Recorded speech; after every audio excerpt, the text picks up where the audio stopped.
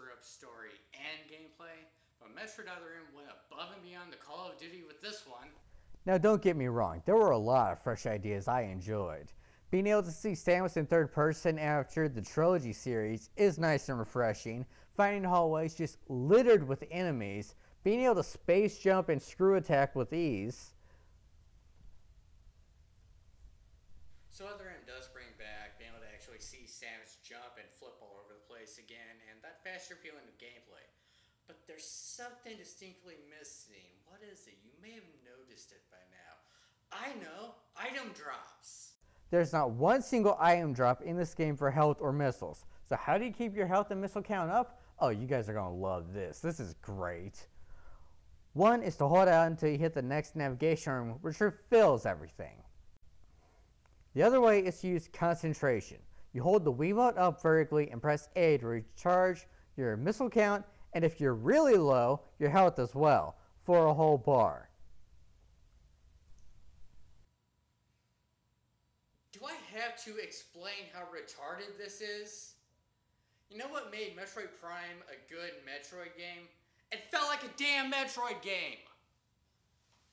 Sure, the pace will slow down some, but it still had your typical enemies that you'd expect to find, and most importantly, they dropped health and missiles for you.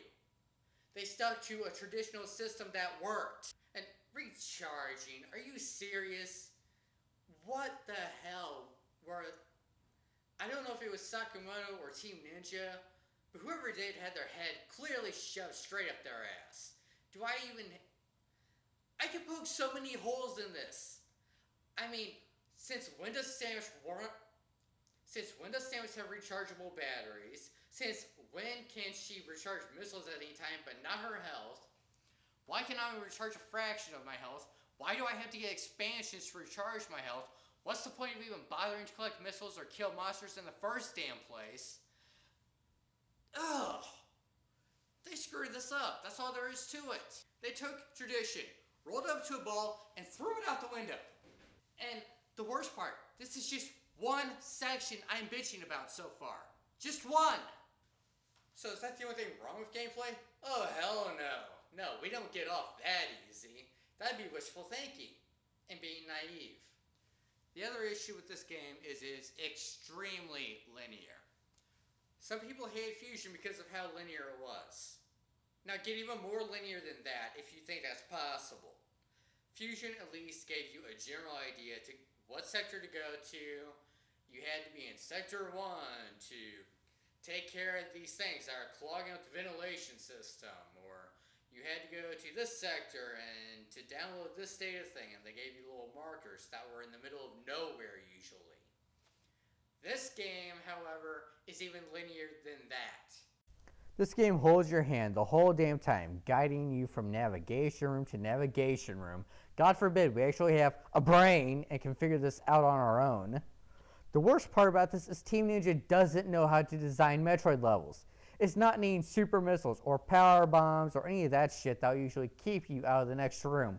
It's waiting for Adam to unlock doors. That's right, you can no longer shoot a door to open it, or come back when you have a better weapon that will open the door. It's all done automatically now. This game also frequently relocks them too. This dependence on locking doors is so bad, it even has a game-killing glitch. I'm surprised this hasn't been mentioned in other reviews. And even more surprising, this bug slipped under the radar. Here's a vid showing one of the unlucky guys to run into this bug.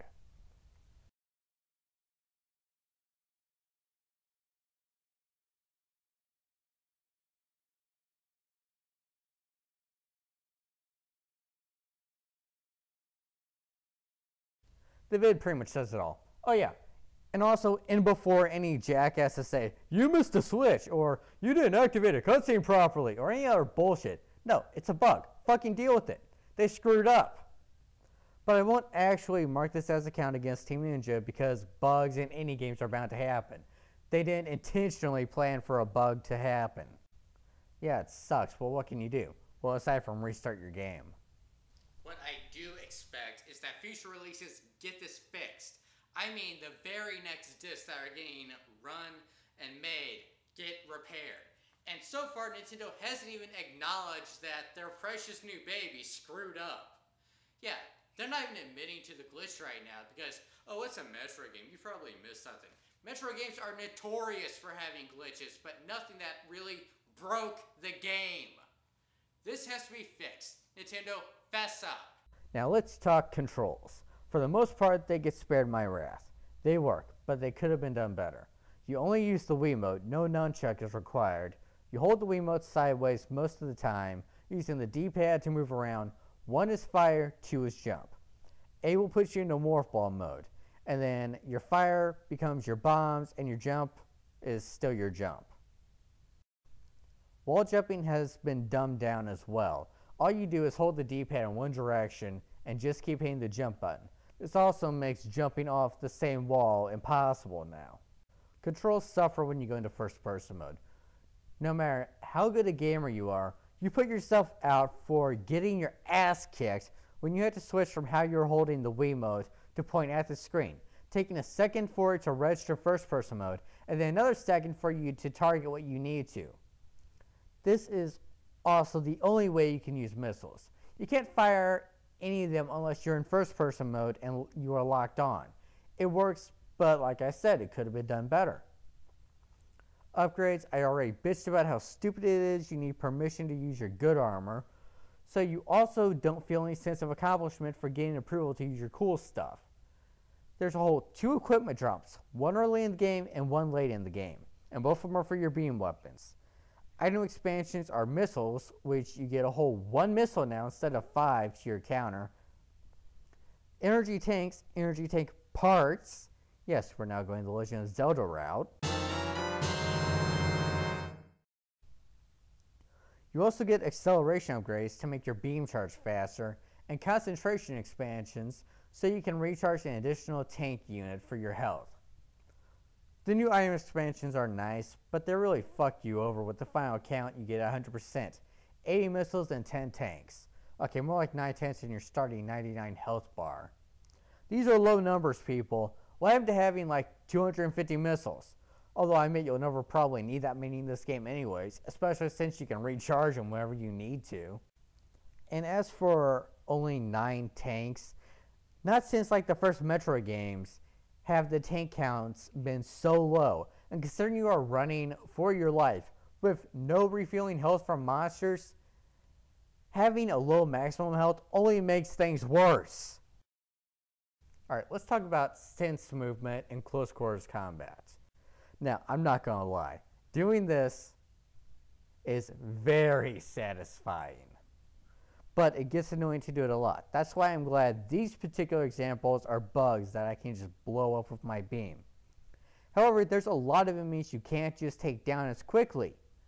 In fact, using either what's called the overblast, where you jump on their head and shoot them, or lethal strike, where you do your melee attack, are frequently required to finish off enemies.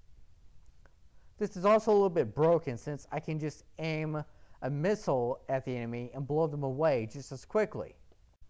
It can also be very annoying to try and land on an enemy's head, or knowing exactly when they qualify as stunned to deliver the final blow. It also slows the game down, especially when we consider just missiling them out of existence or frying them with a fully upgraded beam. And there's really no reward for killing monsters anyways. At best, you unlock a door, or if you're really lucky, you'll get a little blink on your radar telling you that there's an item. Better get it while you can in case you get locked out again. Last, we have the boss fights. This is also a hit or miss. There's some interesting battles, and there are some that did it really well, and I had fun doing. I'll admit, there are some boss fights I had fun doing, but there are some that just plain suck. The worst boss fight in the whole game has to be, I'm not shitting you, the final boss. Yes, they fucked up the final boss. That is more like a QuickTime event cutscene activation event. Hell, I'll go ahead and show you the final battle. Sorry if you don't want spoilers.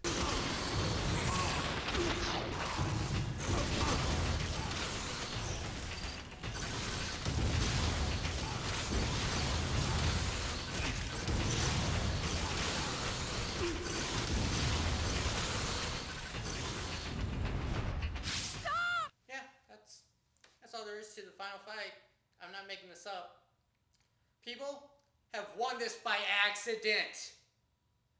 Do you know how poorly you have to design a final boss fight that you can win it by accident?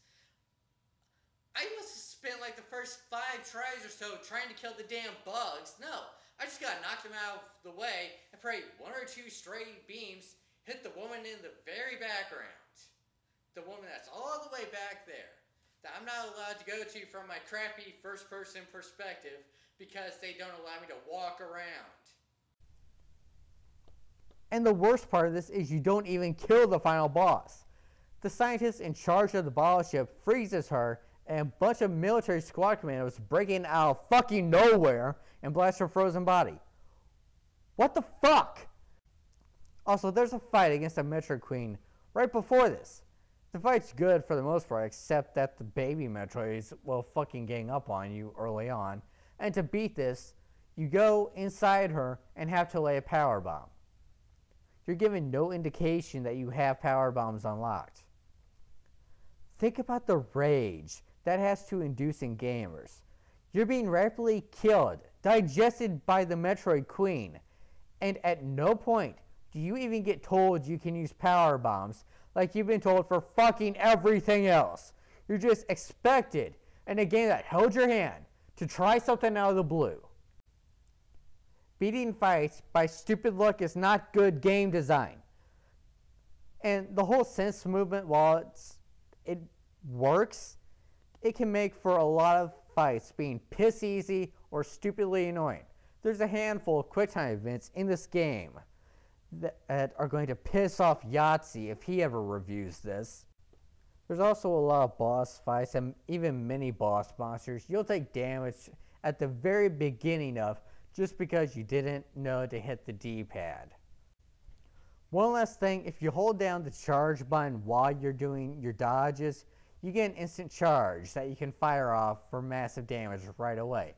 This will lead to you abusing the system like a $2 whore. You'll do it and then you'll feel dirty afterwards.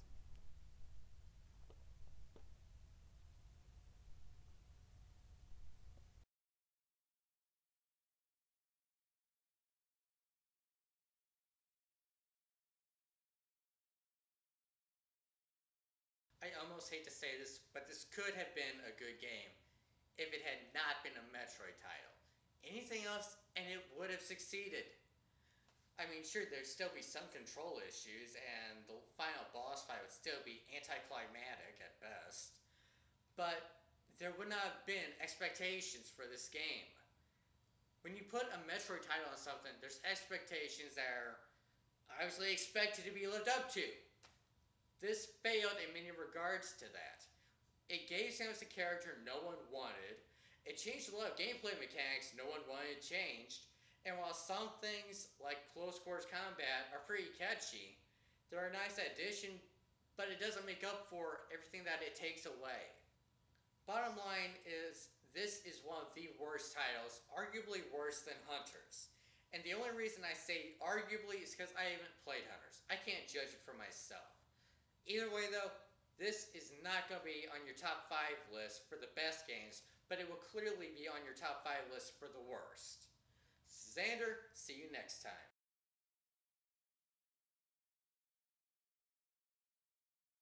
This is the moment I lost all hope in this game. I mean, this is so unbelievably stupid. I'm completely ranting and I can't do this on the fly. I gotta read my script.